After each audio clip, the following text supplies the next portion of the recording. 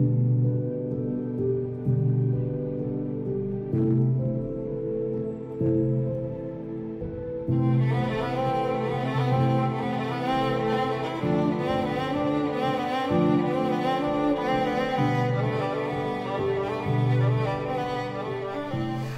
il y a un jeune homme qui m'a demandé quel était mon style. Je n'avais pas beaucoup réfléchi à ça. Donc je lui ai dit, je suis une peintre figurative et je peins avec une facture classique. Donc c'est pas très engageant pour des gens qui aiment la peinture moderne. Mais c'est vrai que je peins ce qui m'entoure. Je suis beaucoup chez moi.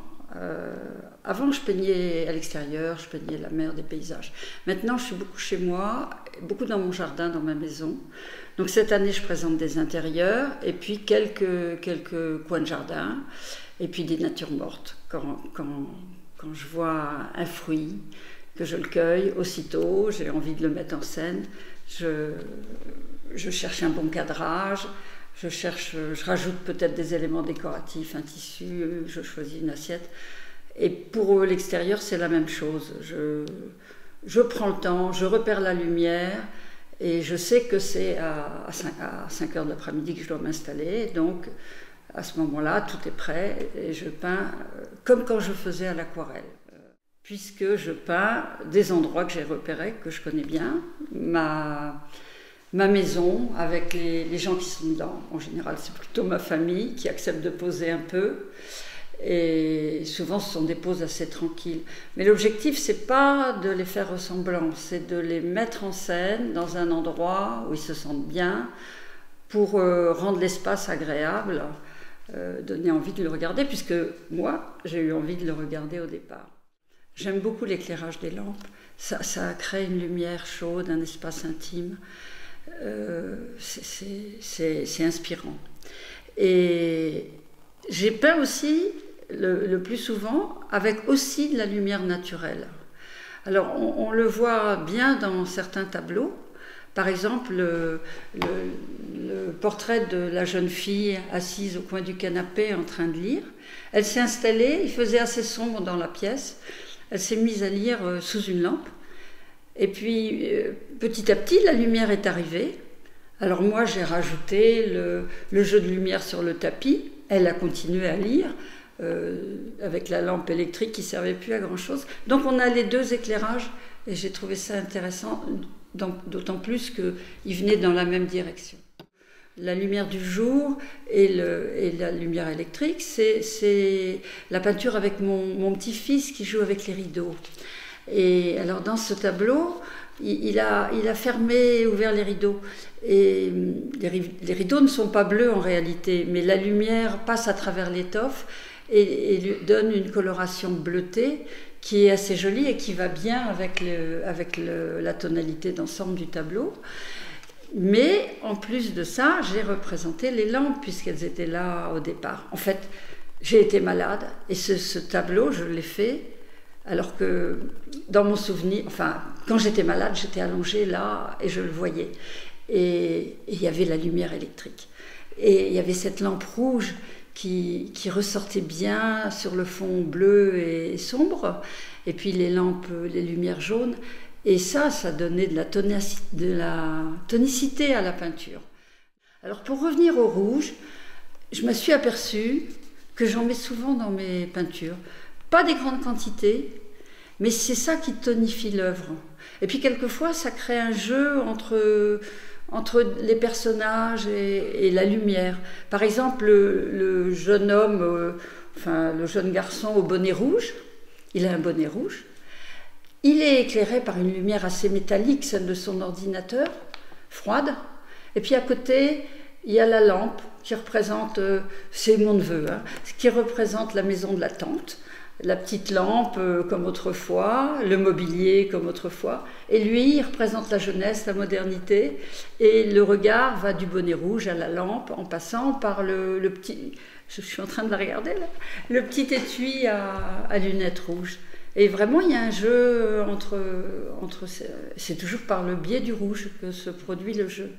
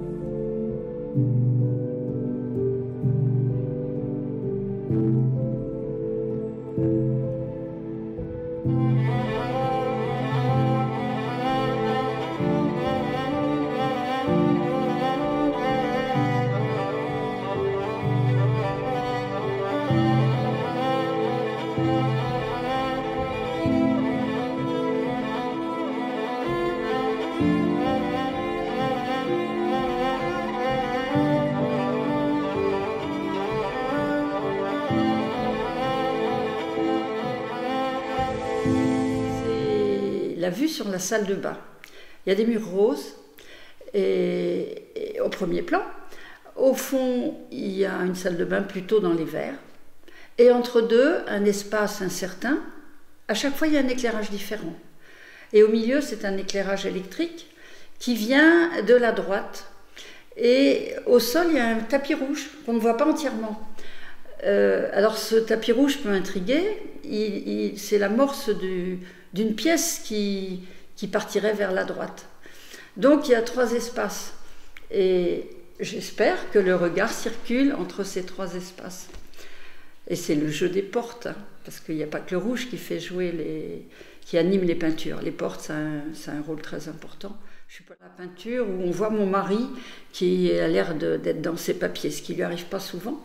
Mais là, il est dans ses papiers, on ne voit pas très bien ce qu'il fait. Il est à moitié caché, on ne connaît pas le reste de la pièce. Par contre, il y a un éclairage à la fois, je reviens à l'éclairage, un éclairage qui vient à la fois des lampes et en même temps qui vient de la fenêtre. On voit ça sur le parquet, il y a du bleu sur le parquet, c'est parce que c'est à la tombée du jour. Donc on a les 2 éclairages. J'aime bien les entre-deux. On ne voit pas son visage, mais c'est volontaire parce que ce n'est pas ça le sujet. Le sujet, c'est la porte ouverte qui montre l'intimité dans une pièce, et puis la lumière qui arrive à l'heure de la sieste en été et qui se répand sur le lit et sur le tapis. Je peins, j'aime bien aussi m'inventer des histoires avec ce que je mets autour de l'objet peint. Cet œuf, il est relativement gros, je l'ai trouvé dans mon jardin. Je pense que c'est un œuf de faisan, parce qu'il y a souvent des faisans qui se réfugient au moment de la chasse et qu'on voit le matin dans les endroits ensoleillés. Alors j'ai peint l'œuf dans son assiette, et puis après j'ai un peu rêvé autour, j'ai mis un oiseau sur la gauche là. Il faut que je remercie Catherine Marie, parce que franchement, j'espérais pas exposer là, et j'ai eu cette heureuse surprise. La galerie est super agréable, le jardin est délicieux, on est bien, et les gens qui viennent sont bien, ils restent, ils s'attardent. Et puis aussi, elle m'a aidée d'abord, elle m'a donné des indications générales, d'essayer d'orienter mon exposition, de limiter les sujets. Et puis, elle est venue, quand j'avais accroché, j'ai vu qu'elle fronçait les sourcils. J'avais essayé de bien tout mettre à la même hauteur, et non, c'était pas ça. Elle m'a fait faire des regroupements de peintures, et surtout, elle m'a conseillé d'en mettre très peu, de laisser de l'espace autour de chaque peinture, de façon à ce qu'on la voie pour elle-même et qu'elle ne soit pas influencée, parasitée par un voisinage peut-être intéressant, mais qui dit autre chose, gênant. Et ça, j'essaie d'en tenir compte, parce que j'ai toujours tendance à mettre trop de choses, mais elle est vraiment agréable. Elle dit ça en douceur, très gentiment. Elle impose rien, mais vraiment on a envie de l'écouter.